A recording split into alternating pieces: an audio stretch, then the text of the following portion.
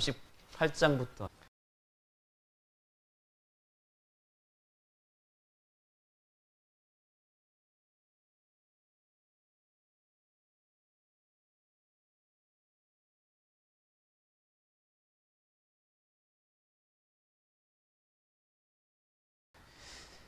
아무리 대단한 성공을 하고 아무리 위대한 꿈을 성취한다 할지라도 용서가 빠진 성공은 결국 실패에 성공한 것입니다.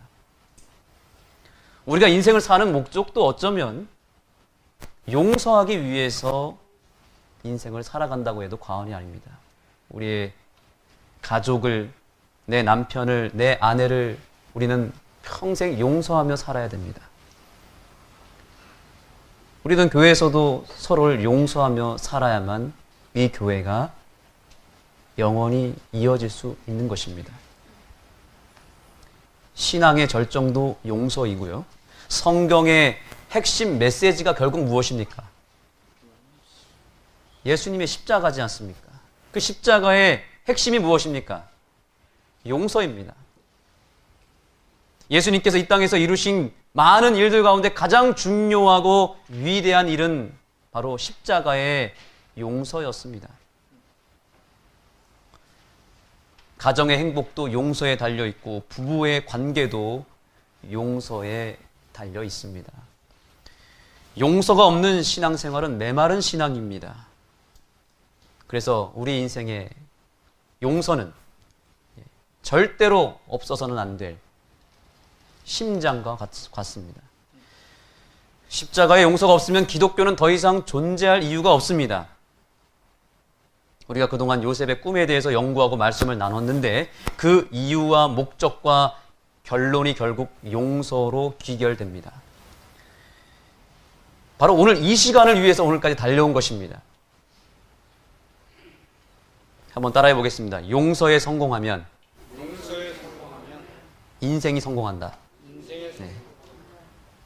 그러면 여러분 용서하는 일에 실패하면 어떻게 될까요? 인생이 실패한 것입니다. 그러므로 오늘 저는 성도님들께 호소합니다. 오늘 반드시 두 가지에 성공하시기 바랍니다. 첫째, 용서받는 일에 성공하십시오. 예수님께서 값없이 주신 그 십자가의 용서를 오늘 믿음으로 받게 되기를 소망합니다. 두 번째, 용서하는 일에 성공하십시오. 용서받는 일에 성공했다면 내가 용서받는 일에 성공했다면 용서하는 일에도 성공하게 될 것입니다. 그러나 내가 용서하지 못한다면 그것은 무엇을 증명하는 거죠? 내가 아직 하나님께 온전한 용서를 받지 않았다는 확실한 증거가 되는 것입니다. 그러므로 오늘 우리는 요셉의 위대한 용서를 배워야 합니다. 그가 위대한 성공을 이룬 이유 간단합니다. 그의 용서가 위대했기 때문입니다. 여러분 꼭 기억하십시오. 내가 베푸는 용서가 위대하면 위대할수록 내 인생은 점점 더 위대해질 것입니다. 그러나 내 용서가 그저 빈약하고 그저 형식적이고 진지하지 못하고 용서가 너무나 메말라 있다면 내 인생도 똑같이 메마르고 형편없다는 사실을 꼭 기억해야 합니다. 예수님께서 왜 이 세상에서 가장 위대하고 가장 높으신 분이 되셨을까요? 그분이 온 인류를 향해 베푸신 그 용서가 참으로 위대했기 때문에 그렇습니다.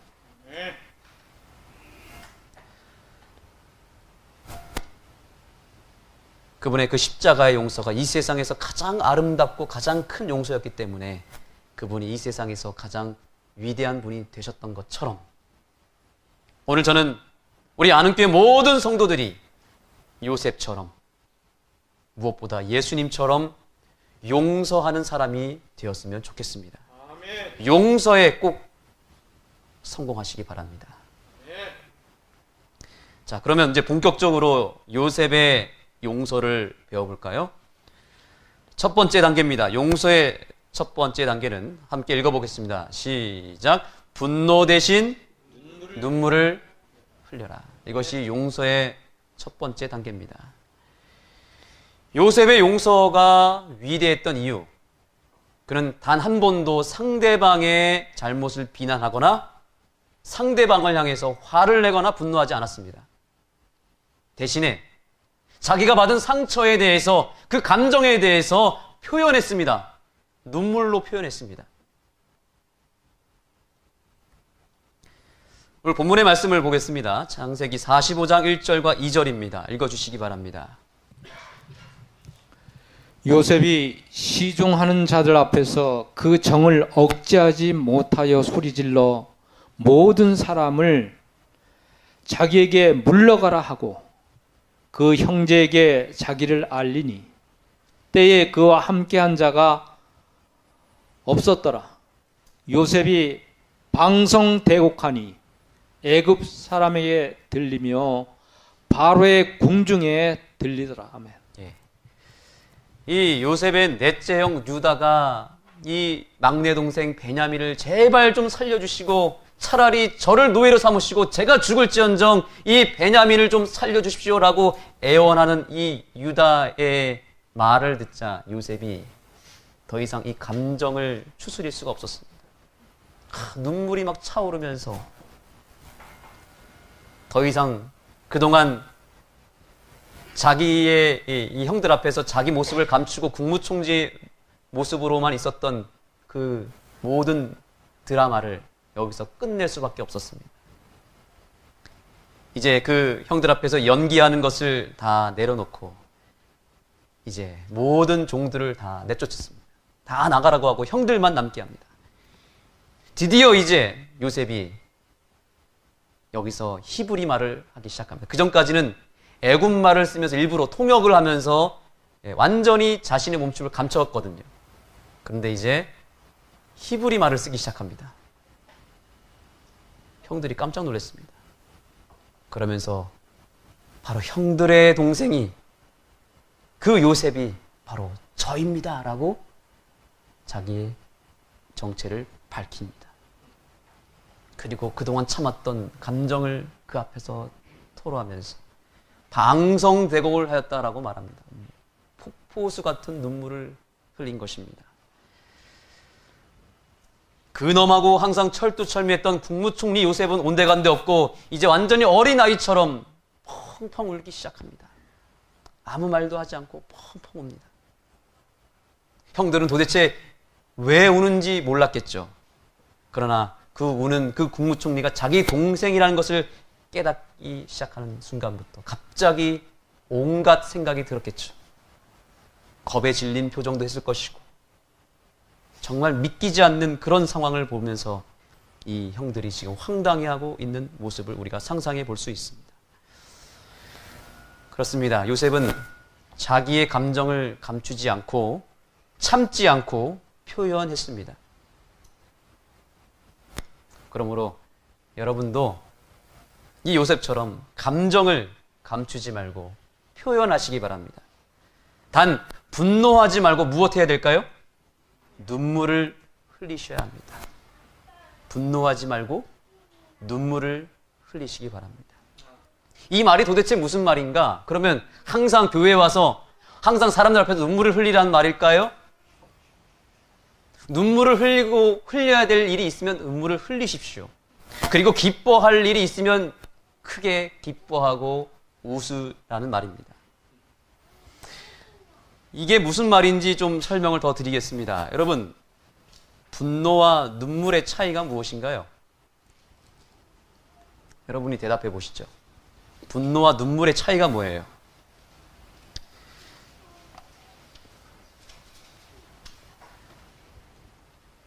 말이 다르다. 네. 말이 다르다. 네.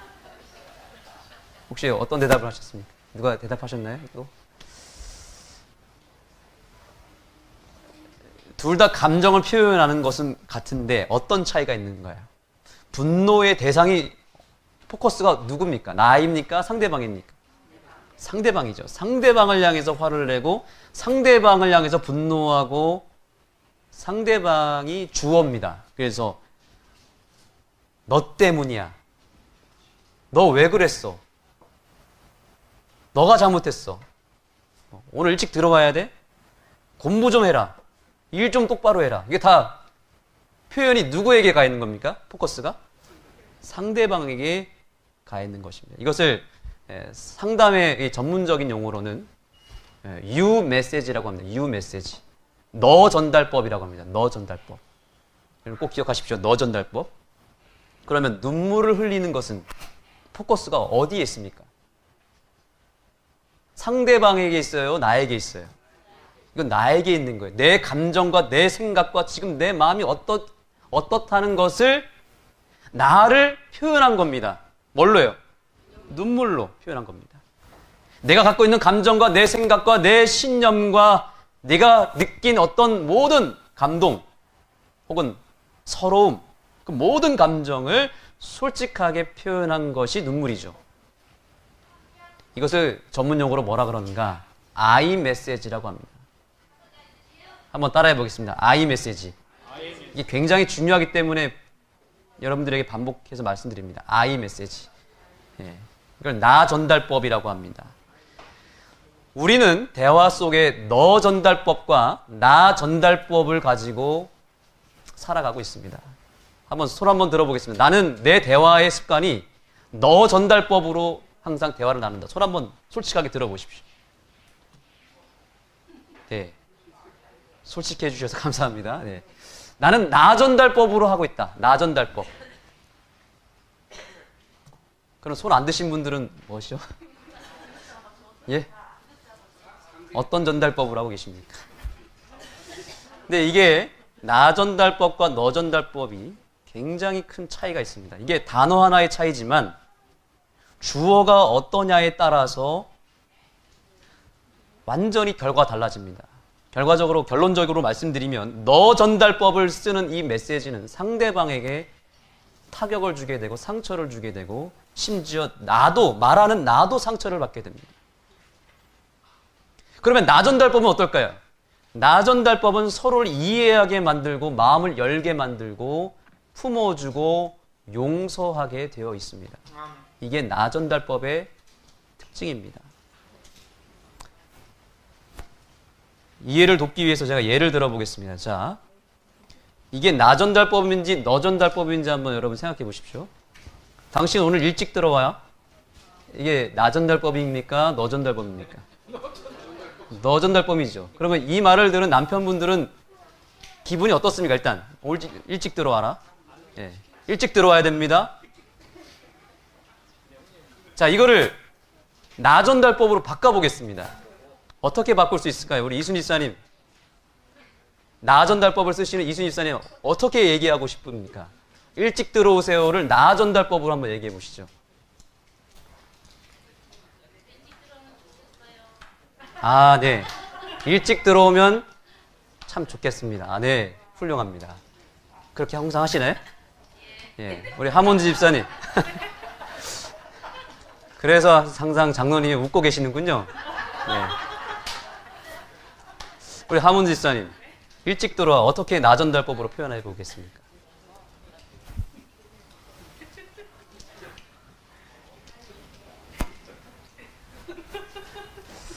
쑥스럽어요? 쑥스러운가요?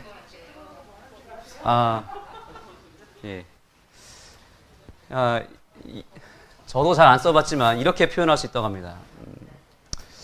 오늘 당신이 좋아하는 칼국수를 내가 준비할 테니까 일찍 들어오세요. 어떻습니까? 이게 나 전달법입니다.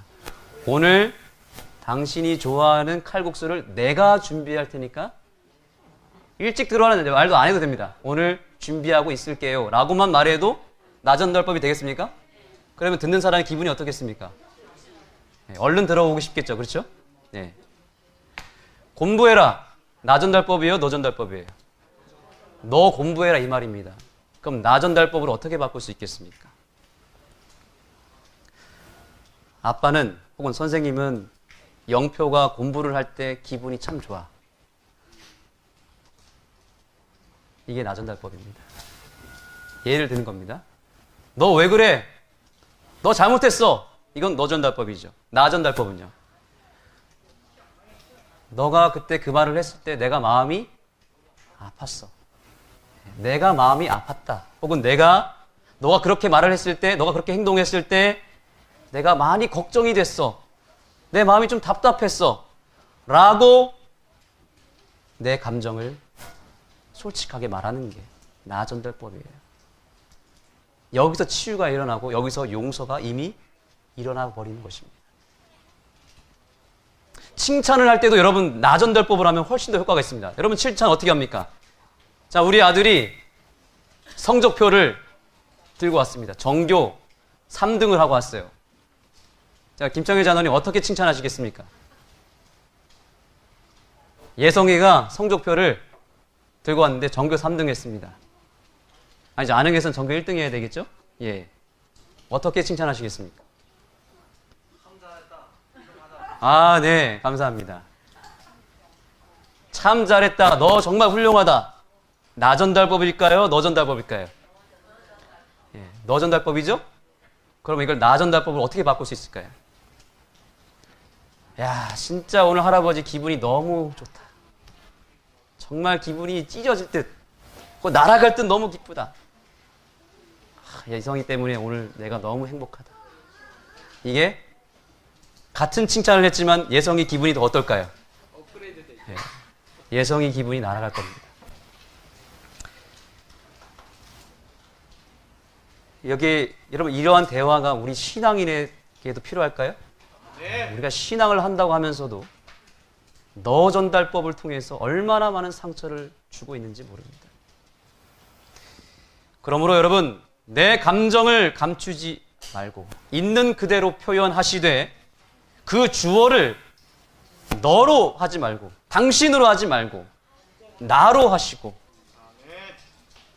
분노 대신에 눈물을 흘리시기 바랍니다. 이 대화의 습관이 우리의 삶과 우리의 신앙에 큰 도움이 될 것입니다. 주어만 바꿔도 결과가 사뭇 다르지 않습니까? 요셉의 의사소통의 습관은 너 전달법이 아니라 나 전달법이었다는 것입니다. 그래서 형들에 대한 분노, 서러움, 상처, 혹은 고마운 마음, 짠한 마음, 불쌍한 마음, 이 모든 감정을 끌어모아서 무엇한 겁니까? 당신들 때문에 내가 이렇게 힘들었습니다.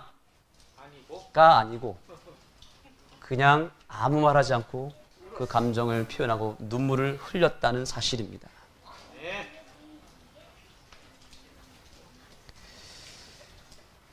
과거에 자기 형들이 자기를 미워하고 버렸던 형들을 드디어 이해하기 시작하고 용서하기 시작했습니다. 이 나 전달법 하나만으로 이미 자가 치료가 되었습니다. 오늘날 가정과 교회에 이런 아이 메시지가 반드시 회복되어야 될 줄 믿습니다. 이 메시지가 사라지는 바람에 가정에서도 자녀들이, 부부 사이가, 교회에서조차도 사람들이 상처를 받고 있다는 사실입니다. 가장 나쁜 게 뭔지 아십니까? 앞에서는 아무 말도 하지 않고 그 감정을 감춰놓고선 뒤에 가서 수근거리며 욕하는 겁니다. 뒤에 가서 분노하고 뒤에서 욕하는 거. 우리 아는교회는 이런 분위기가 결코 없게 되기를 소망합니다. 아니 그렇게 저는 믿습니다. 그렇게 뭔가 아픔이 있고 상처가 있다면 뒤에서 말할 게 아니고 감정을 감출 것이 아니고 차라리 그 상대방을 만나시고 솔직하게 나 전달법으로 표현하시고 차라리 그 앞에서 우세요. 그러면 다 끝납니다. 그러면 다 용서가 됩니다. 이제 좀 솔직해지셨으면 좋겠습니다. 오늘 나 전달법 실습 한번 해보겠습니다. 자, 우리 옆 사람 보시고 당신이 오늘 교회에 와서 제가 너무너무 행복합니다. 이렇게 인사 나누시기 바랍니다.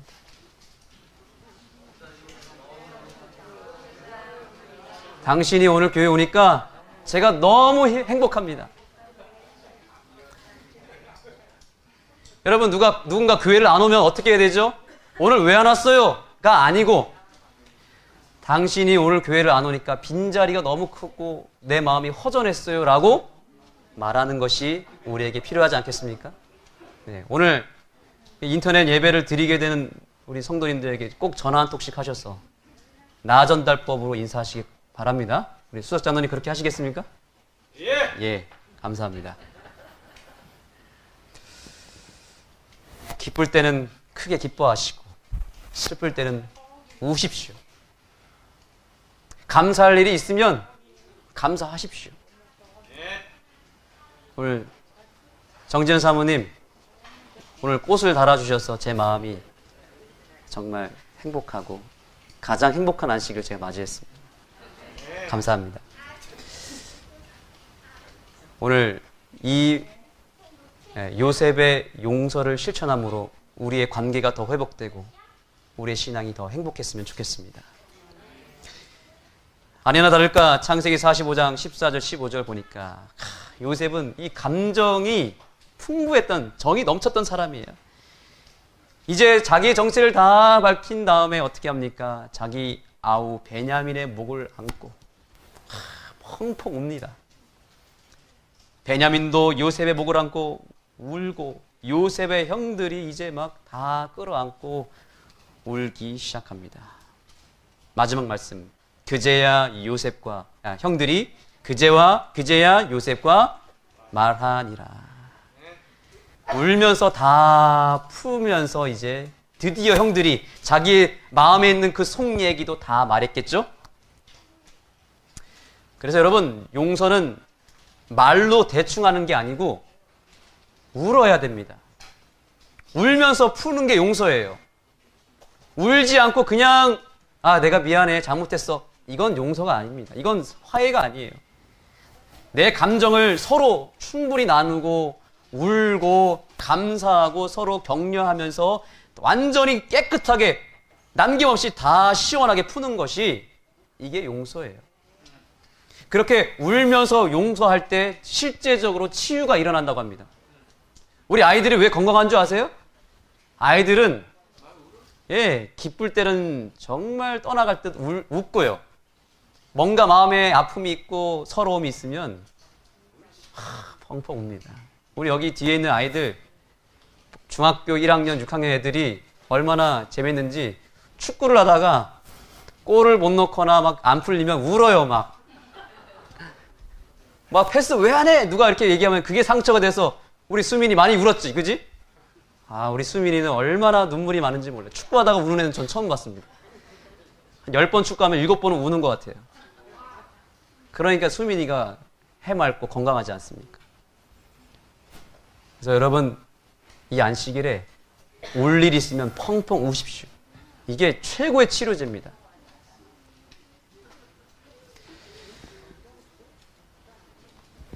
부자 선지자 231페이지.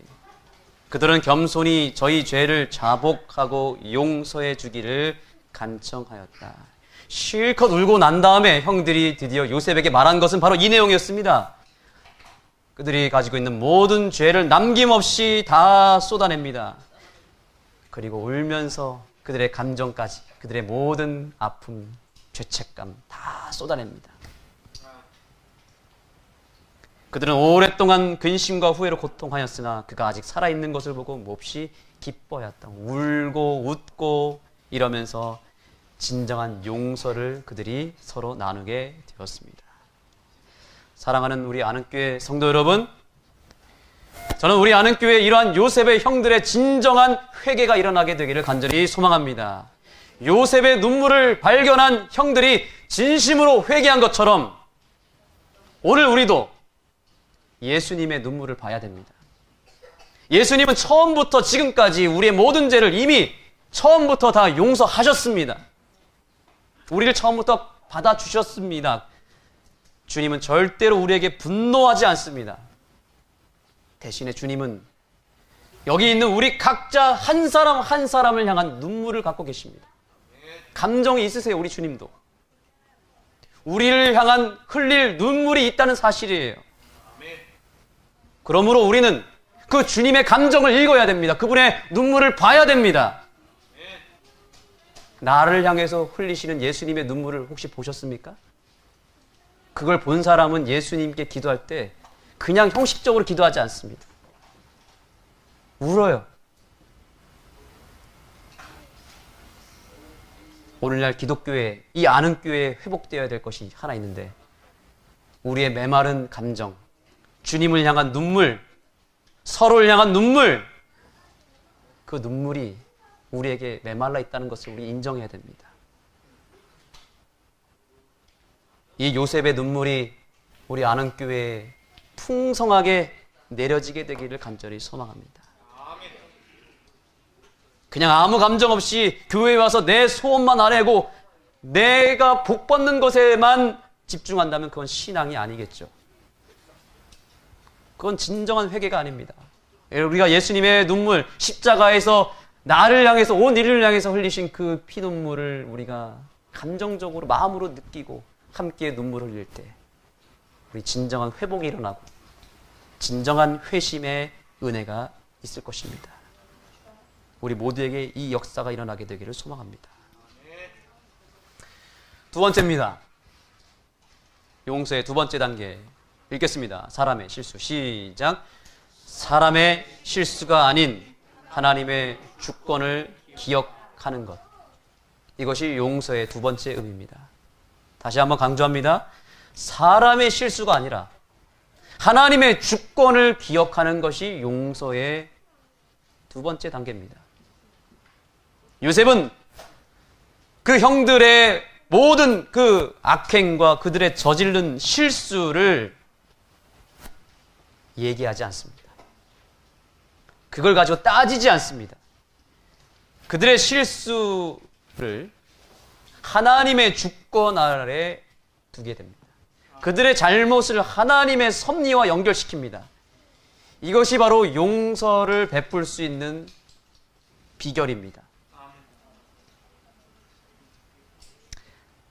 부조와 선지자 230페이지 읽어주시겠습니까?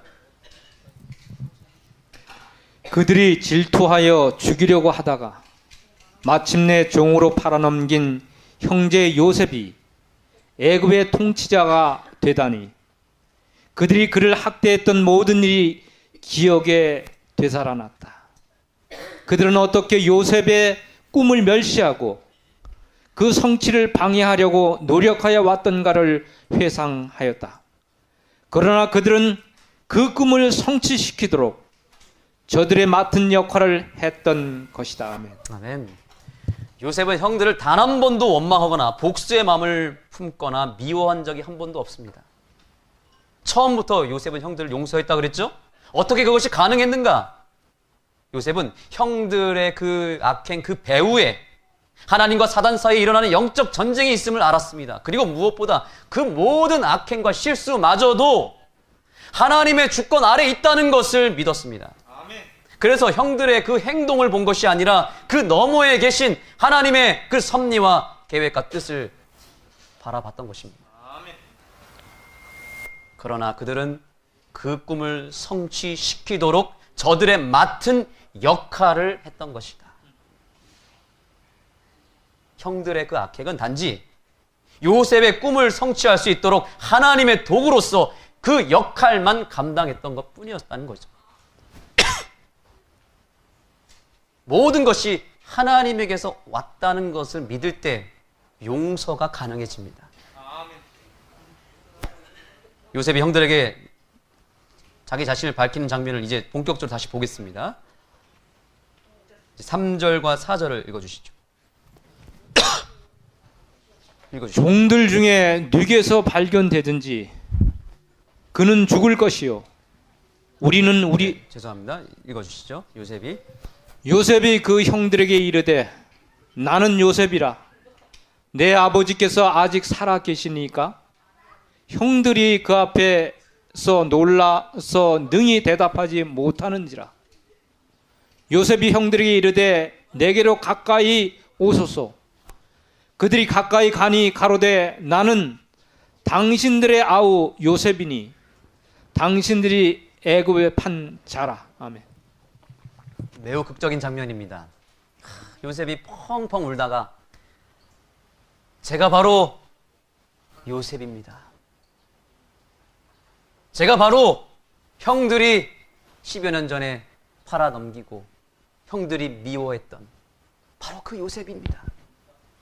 형들이 노예 생활하다가 어느 순간 죽은 줄만 알았던 요셉이 바로 자기들 앞에 있는 그 국무총리였다는 사실을 깨닫고 충격을 받죠. 근데 과연 요셉이 맞는가 의심을 할 수도 있었겠습니다. 그런데 여기 보니까 나는 당신들의 아우 요셉이니 당신들이 애굽의 판자라. 정확하게 팩트를 말합니다. 이 사실은 누구만 알아요? 아버지 야곱도 모릅니다. 형들과 요셉 사이에서만 일어난 사건이기 때문에 아무도 몰라요. 그런데 요셉이 그걸 딱 얘기한 거니까 형들이 충격을 받은 거죠. 여기서 형들이 긴장을 했겠죠? 이제 형들의 죄가 드러나기 시작했습니다. 여기서 이 요셉이 마음만 잘못 먹으면 복수의 칼날을 품고 죽일 수도 있습니다. 그런데 이때 요셉이 매우 감동적인 고백을 하는데 바로 이 말씀, 오늘의 주제 말씀이죠. 창세기 45장 5절 말씀. 다 같이 읽겠습니다. 다 같이 읽겠습니다. 시작. 당신들이 나를 이곳에 팔았으므로 근심하지 마소서, 한탄하지 마소서. 하나님이 생명을 구원하시려고 나를 당신들 앞서 보내셨나이다. 아멘. 아멘. 요셉은 형들의 실수와 잘못을 말하지 않습니다. 하나님만 말합니다. 근심하지 마소서, 한탄하지 마소서. 그들의 마음을 진정시켜 줍니다. 나를 이곳에 판 것은 당신들이지만 나를 이곳에 보내신 것은 하나님이십니다. 우리가 꼭 기억해야 할 것은 우리의 실수와 잘못이 발생되기 전에 하나님의 계획이, 하나님의 뜻이 더 먼저 있다는 사실을 알아야 합니다. 우리의 삶에 찾아온 모든 고난과 역경과 이해할 수 없는 일들, 이 모든 것들은 다 하나님의 계획 속에서 일어나는 것임을 믿으시기 바랍니다. 우리가 사용하는 재료는 다 좋은 재료를 사용하려고 합니다. 밭을 가는 기구도 장로님 좋은 재료 써야 되죠? 그렇죠? 예. 얀마, 또 뭐 있습니까? 구보다. 예. 이 정도는 써줘야 농사가 되지 않습니까? 우리는 완벽한 것, 안전한 것, 그래도 최고 좋은 재료를 사용하려고 합니다. 그런데 여러분, 하나님은 그런 좋은 것만 쓰시는 분이 아니에요. 하나님은 불안전한 것을 쓰십니다. 갑자기 발생한 것, 이해할 수 없는 사건도 하나님은 하나님의 계획에 맞게 쓰세요. 불필요한 것들 다 재료로 쓰십니다.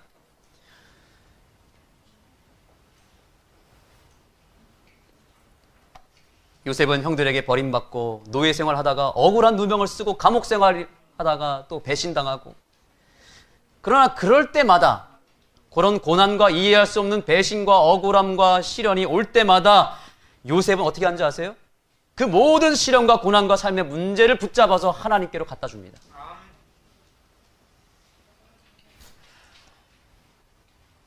그래서 그 절망에 빠뜨린 그 고난을 축복으로 바꿔버립니다.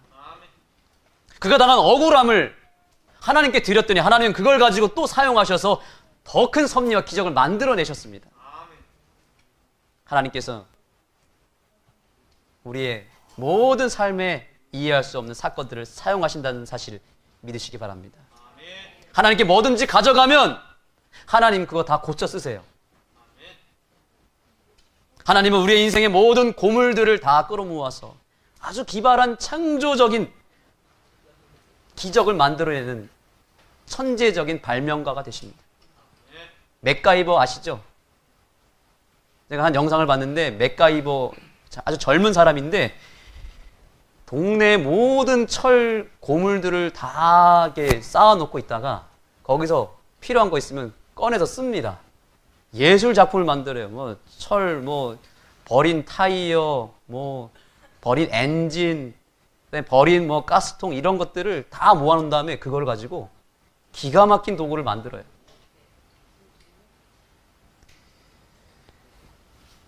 하나님도 우리 삶에 전혀 불필요한 것들, 내가 버리려고 했던 그런 고물들을 가지고 엄청난 기가 막힌 발명품을 만들어내신다니까요. 내 삶에 도저히 이해할 수 없는 삶의 시련, 그거 내가 가지고 있었을 때는 그저 재수없고 불길한 도구에 불과했지만 하나님께 갖다 드렸더니 하나님이 그걸 기가 막힌 도구로 귀엽고 사용하시는 것을 요셉이 실제적으로 경험했던 것입니다. 그래서 나중에 요셉은 형들이 원망스러운 것이 아니라 형들이 너무 고마운 거예요. 형들이 나를 팔아준 게 너무 고마운 거예요. 형들이 그때 나를 안 팔아줬다면 내가 이 꿈을 이뤘을까? 내 꿈을 과연 성취시킬 수 있었을까? 아니죠. 하나님이 형들이 그 버렸을 때 그 버림을 가지고, 그 고난을 가지고 하나님이 꿈을 이루는 도구로 쓰지 않았습니까?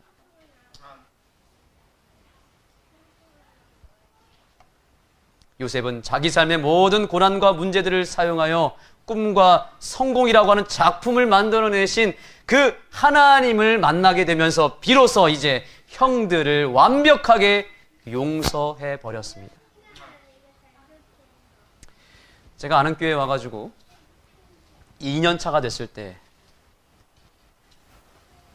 제 목회 인생 가운데 가장 큰 위기를 맞이했습니다. 아마 여러분도 다 아실 거예요. 교회에서 이제 건강전도회를 한답시고 치료 봉사를 하다가 그만 우리 교회에 처음 오신 우리 구도자 할머니 치료한다고 이렇게 뜨거운 그 항아리 아시죠? 그걸로 이렇게 마사지를 해드리다가 그만 종아리를 종아리에 큰 화상을 입게 만들어버렸습니다. 그 화상이 너무 심각했습니다. 병원에 가는 데마다 뭐라고 하냐면 이거는 100% 수술입니다. 그때 우리 엄집사님 고생 많으셨죠? 그죠? 엄집사님 모시고 정말 서울 뭐까지도 갔습니다. 모든 병원마다 화상 전문 병원까지 갔는데 이거는 이 뒤에 엉덩이살을 허벅지살을 잘라서 여기 있는 거 다 도려내고 대패로 밀고 여기다 새 살을 입혀서 꼬매야만 해결되는 문제입니다라고 얘기를 했는데 정말 가슴이 철렁 내려앉으면서 정말 너무너무 힘들었습니다. 이 할머니의 이 살 완벽하게 회복이 안 될 것 같으니까 정말 앞이 캄캄한 거예요. 약 6개월 동안 치료를 하는데 그 6개월은 너무너무 힘들었습니다. 다행인 것은 이게 여기저기 조사해 보니까 거의 전국에 이런 병원이 거의 한두 군데밖에 없는데 수술하지 않고 약을 발라서 천연 약을 발라서 자연스럽게 새살이 돋게 만드는 그런 한의원이 있더라고요, 강남에. 그걸 찾아내서 이 할머니를 모시고 갔고 약을 바르면서 발라드리면서 약 3개월, 6개월까지 가는데 정말 감사한 것은 이 할머니의 살이 새롭게 나기 시작했고 수술하지 않고 이 화상 치료를 하게 된 것입니다. 그때 이런 기도를 드렸습니다. 하나님, 왜 저에게 이런 시련을 주셨습니까? 도저히 저는 이해가 되지 않습니다. 나쁜 일을 한 것도 아니고 봉사하겠다고 좋은 일 하려고 했던 건데 왜 이런 날벼락을 주십니까? 이해가 되지 않았어요. 하나님께 정말 토로하고 한탄했습니다. 근데 하나님이 어떤 음성을 들려주시는가? 여기에도 뜻이 있다. 이 시련에 하나님의 섭리가 있다는 세미한 음성을 듣게 되었습니다. 그때 그 사건을 통해서 저는 깨달았습니다. 하나님의 이 건강사역, 회복사역은 어떤 요법이나 치료를 통해서 되는 게 아니구나. 사람 몸을 만지는 것은 함부로 해서는 안 되는구나. 이런 교훈을 얻었습니다. 근데 과연 이런 교훈을 얻게 하시려고 이런 엄청난 날벼락을 허락하신 건가? 여러 가지 해석을 해봐도 이게 잘 안 됐어요. 어쨌든 여하튼 많은 교훈을 얻었습니다. 그런데 그 중에 한 가지 섭리가 있었습니다. 그것은 뭐냐면 그 할머니의 며느님이 있었어요. 그 며느님이 이 세원 부동산 사장님이십니다. 그때 그분을 알게 되었고 그때 한창 교회가 교회 부지를 알아보고 있었습니다. 그리고 그 며느님과 대화를 나누다가 교회 부지 소개를 받게 되었고 나중에 보니까 지금의 우리 새 성전 부지는 이 세원부동산 사장님에게만 의뢰를 했기 때문에 이분 통하지 않으면 살 수가 없는 그런 땅이었던 것입니다. 여기에 이런 하나님의 계획과 섭리가 있었던 것입니다. 그 엄청난 시련 속에 하나님께서는 특별한 섭리를 마련해 주셔서 그 가정을 통하여 이 교회에 귀한 성전의 터전을 허락해 준 것입니다. 어쨌든 모든 이 사건을 수습하고 지금은 이제 그 할머니가 정상적으로 행복하게 살고 계시고 또 저희가 가끔 찾아가서 인사드리고 있습니다. 나중에 알게 됐습니다. 그때는 이해하지 못했지만 지금 돌아보고 보니까 그것마저도 하나님의 섭리였던 것입니다. 한번 따라해 보겠습니다. 모든 시련에는 뜻이 있다. 반드시 하나님의 섭리가 있습니다. 퍼즐 조각이 흩어져 있으면 잘 모르지만 시간이 지날수록 조금씩 그 그림이 선명해지는 것처럼 우리가 지금 다 이해하지 못하는 많은 사건들이 시간이 지나면서 점점 하나님의 작품으로 선명하게 드러나게 됨을 우리가 보게 됩니다. 지금 전혀 이해하지 않고 시간이 많이 지났지만 아직도 이해되지 못하는 여러분의 삶에 문제가 있습니까? 조금만 더 기다려 보십시오. 시간이 좀 지나면 그 뜻과 계획을 발견하게 될 줄 믿습니다.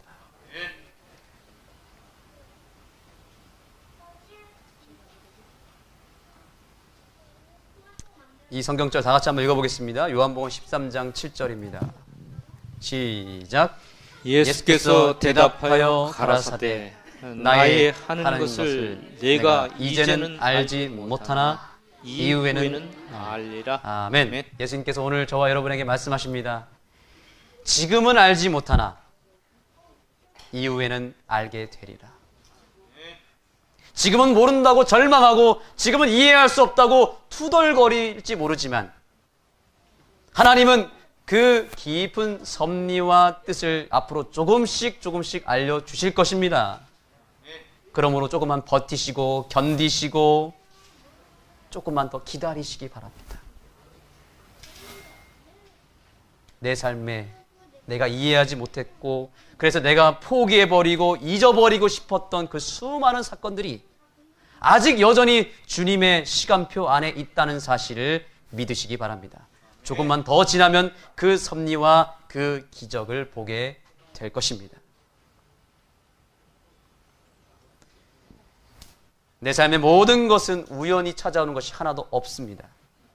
내가 만나는 모든 사람, 내 옆에 쫓아다니면서 나를 힘들게 하는 사람까지도 다 하나님의 섭리와 은혜 속에 보냄을 받은 사람임을 믿으시기 바랍니다. 아멘. 모든 것이 다 하나님의 은혜요.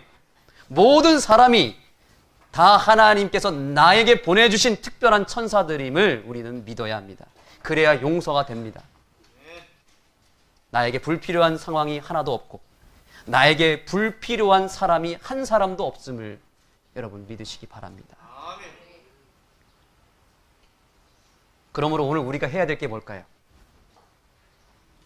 내 삶에 찾아온 모든 상황들, 또 내가 처한 모든 형편, 감당할 수 없는 문제들 아직 맡기지 않았다면 주님 앞에 다 내어 맡기시기 바랍니다.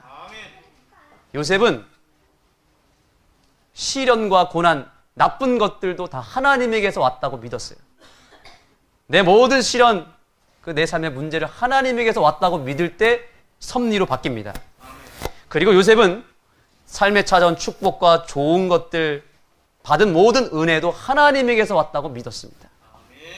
그럴 때 그 은혜가 갑절의 은혜로 바뀌었습니다. 오늘 내 삶의 모든 상황들을 바꿔야 됩니다. 하나님과 연결시키면, 하나님의 은혜와 연결시키면 바뀌게 되어 있습니다. 절대로 불평하지 마시고 원망하지 마시고 모든 것을 하나님의 은혜로 연결시키는 믿음이 우리에게 있게 되기를 간절히 소망합니다. 이제 하나님의 은혜의 향연을 찬양으로 듣도록 하겠습니다.